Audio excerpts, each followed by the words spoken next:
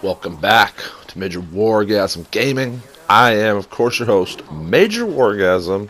This is me bringing you my Far Cry 5 review. I really enjoy FPS gameplay, and this game tickles me in all the right places. Welcome to Ubisoft's fictional Hope County, Montana, a world where anything can and probably will happen, just like that right there. Oh my good fucking lord, I never ever stopped having fun with Far Cry 5. This game is so incredible, so over the top. Let's jump into my review. That goddamn black bear just came out of nowhere and killed that fucking NPC that I wanted to talk to.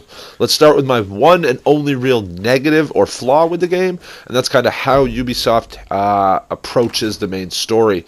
The main bad guy, Joseph Seed, has these three heralds.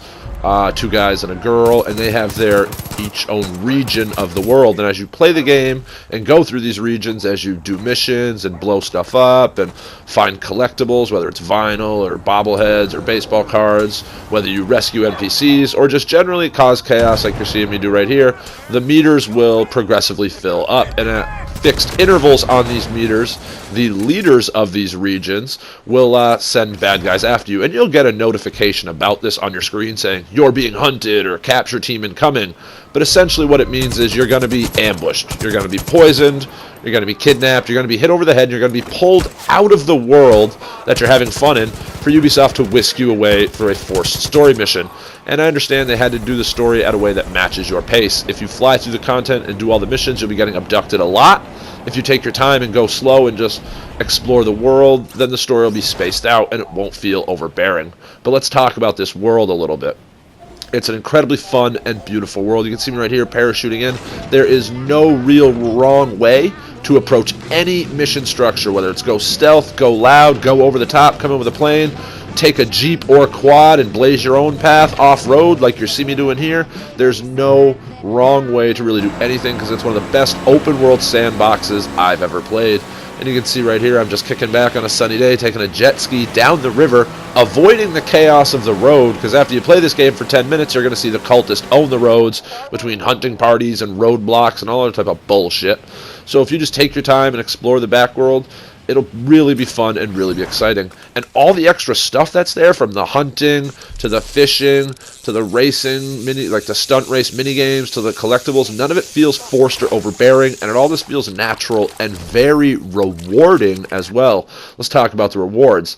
The prepper stashes, some of the side missions, like I said, the hunting and the fishing, and I don't believe the stunt races give them to you, but a lot of the side stuff, the icing on the cake, if you will, rewards you with perk points. You can see the perk trees right here.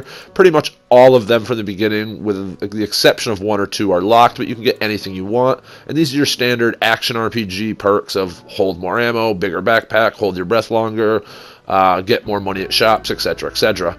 But what's an FPS game without the guns? Oh, good lord, the guns in this game. There are weapons for days and no shortage of ways to kill your enemies. From M60s, Uzis, 1911s, AK-47s, 357 Magnums, SKS hunting rifles, bows and arrows, shotgun spaz, you name it, it's in here. There are one or two noticeable standout exceptions that I couldn't seem to find, particularly the M4, which I'm a big fan of, but I'm sure Ubisoft will probably add it later in DLC.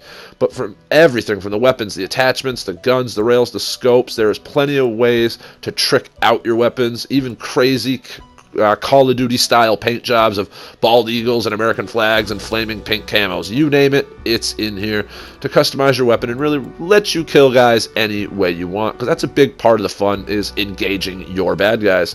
So let's get into some crazy FPS kill 'em all bad guy action. There is no shortage of ways to dispatch your enemies, not even just the weapons that you use. There's ways in the environment to get rid of them. You can run them over, you can light people on fire, like even like you saw at the beginning of this clip, the wildlife can come and kill people, and oh, just listen to that guy scream. Doesn't that sound like it fucking hurt? So yeah, like I said, there's really no cons of this game other than the main story. I never stopped having an incredibly fun time, laughing out loud, constantly finding new and fun mission types, new ways to kill enemies. Look at this, I'm on a zip line. These guys got no idea I'm here. Just zip line right into the action. Fuck it, let's go. This game really makes you feel powerful. You really feel like a John Rambo. And Ubisoft is firing on all cylinders. If you don't know, the last couple of years, all Ubisoft has really made is open world games. They've got the Assassin's Creed franchise, Watch Dogs, which is open world, including the new Ghost Recon Wildlands, and of course this series right here that I'm playing has always been open world, the previous 4 Far Cry games and their expansions. So Ubisoft has found what works and what doesn't work, and they're firing on all cylinders. Now I want to talk about the AI a little bit. You'll find a lot of colorful companions, some named, some not, like Jess Black, Nick Rye, Cheeseburger, or Sharky, and these background characters really make the world of Hope County feel alive, although sometimes their AI isn't the best. You can see right here, this is my boy Hank Smith. I met Hank in the tutorial area, and Hank was with me for like 20 plus hours. Him and I kicked a lot of ass, but as you can see, his AI wasn't the best. I pulled his cojones out of the fire more than a few times, and when I would back up and he was supposed to follow me, I would say, come on Hank, let's go, we got a mission to do, and he would kind of stand there and continue to burn on fire, and that happened several times. But it's these background characters, these A and B list colorful characters from your favorite book, movie, or novel, or whatever. These are the characters that really make the world come alive. Their incredible audio never makes me stop laughing or poking fun at everything from Obama to Trump, liberals and conservatives, and rednecks, just really making this game really feel fun. Like I said, it's on American soil, so it really pokes fun at American culture. And you can see right here, I ordered my NPC ally to attack this white truck. So he got in the driver's seat, allowing me to get in the passenger seat, and we're just going to attack this truck on the road. And this is the kind of unscripted action that I have a lot of fun with. Once you learn how to use your allies, it makes the game world seem so much more fun, alive, and colorful. The people that populate Hope County, Montana, are nothing but people that want to defend their homes, and they really make you feel like this game world is reacting to what you do and everything that you do in it. And that's a flaw that a lot of open world sandbox games have. They don't really feel like you as the player have enough impact.